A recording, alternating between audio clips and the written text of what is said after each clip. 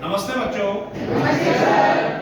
देखिए बच्चों, आज हम जो हमारे नवोदय विद्यालय समिति के निर्देशानुसार कला समेकित, खेल समेकित, कहानी वाचन इत्यादि गतिविधियों के द्वारा, शिक्षण प्रविधि के द्वारा जो पाठ योजना चल रही है उसके अंतर्गत हम आज आपकी कक्षा 11वीं के हिंदी विषय का ये एक कविता है वे आंखें, तो काव्य को कहानी वाचन के माध्यम से समझाएंगे।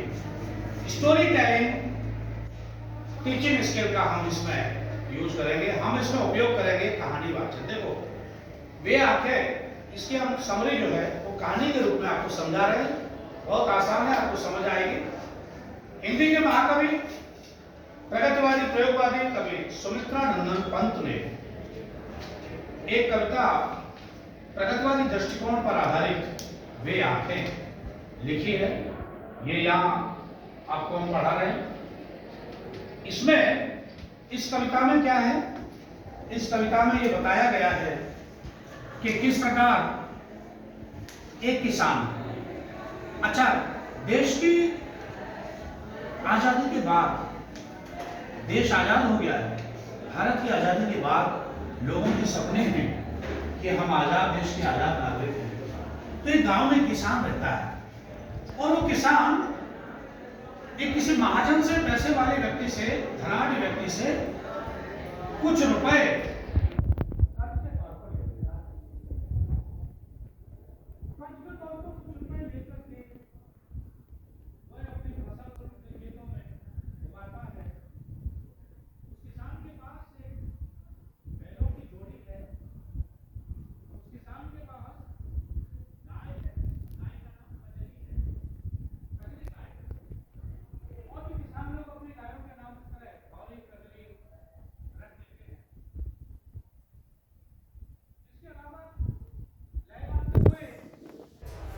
फसलों से, इसके खेत हैं, उसके घर में उसका एक बड़ा जवान बेटा है।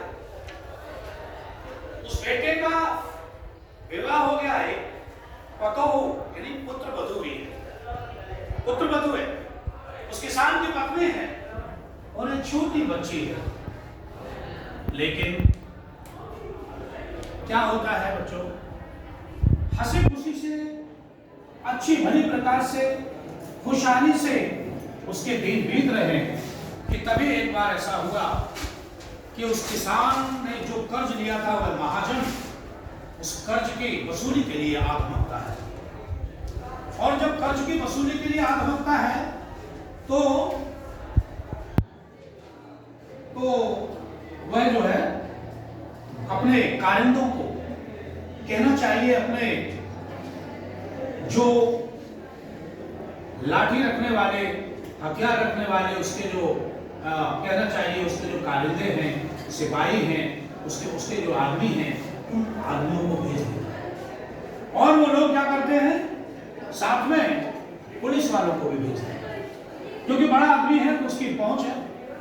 और पुलिस वाले आकर के, वह महाजन आकर के उस किसान के खेत खलियान, उसका घर बात सब नीलाम कर देते। क्यों? क्योंकि ऊंची दरों पर जो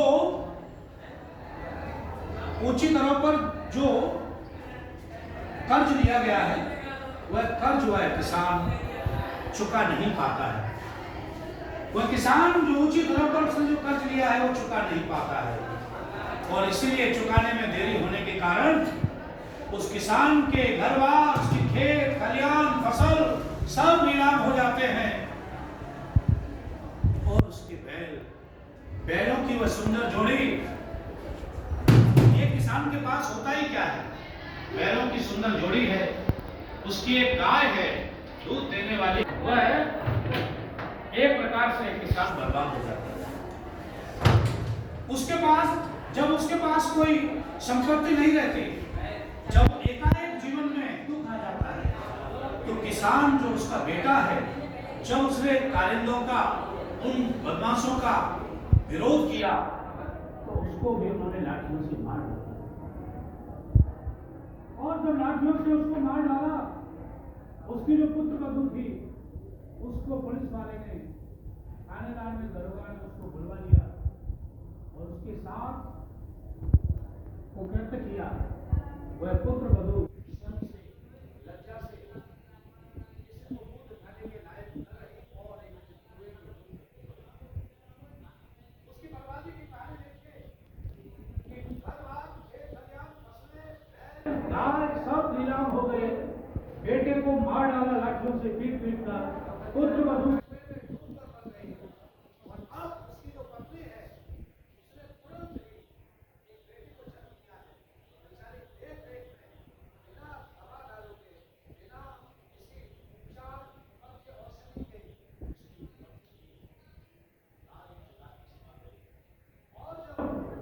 छोटी दुधमुही, दुधमुही शब्द का क्या अर्थ है?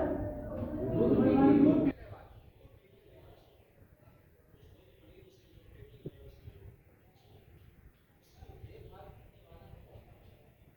कोई नहीं बचा इसलिए। सोचिए, एक महाजन के समय पर ब्याज है, ऊंची दरों के ब्याज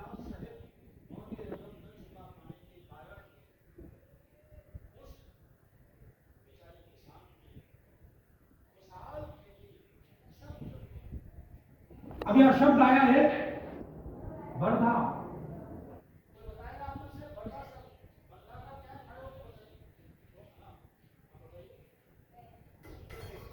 वर्धा का अर्थ है बैल, यानी वर्धा शब्द देशी भाषा है हमारे क्षेत्र में।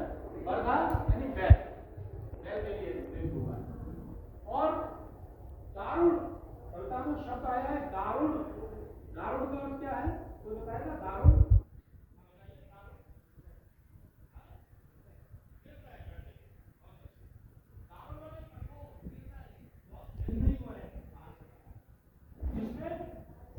खुशहाल हंसते खेलते उसके किसान के परिवार को बर्बाद अब तो वह किसान जिसका सब कुछ तहस नहस हो गया, सब कुछ बर्बाद हो गया, अब वह उसकी आंखों में देखने से सभी को डर लगता है। क्यों?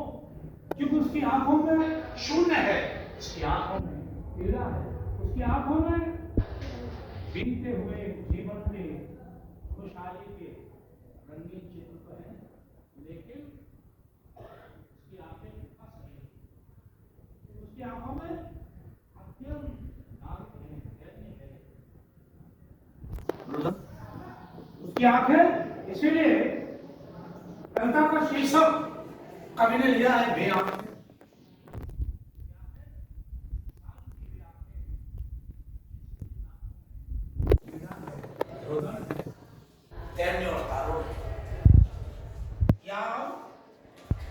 यह कविता है बेआंख। इस कविता को कहानी बनाकर प्रस्तुत कर रहे हैं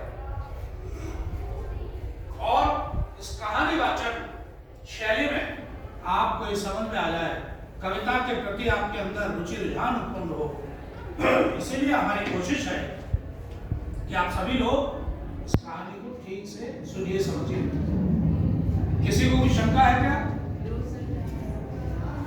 किसी को कुछ पूछना है?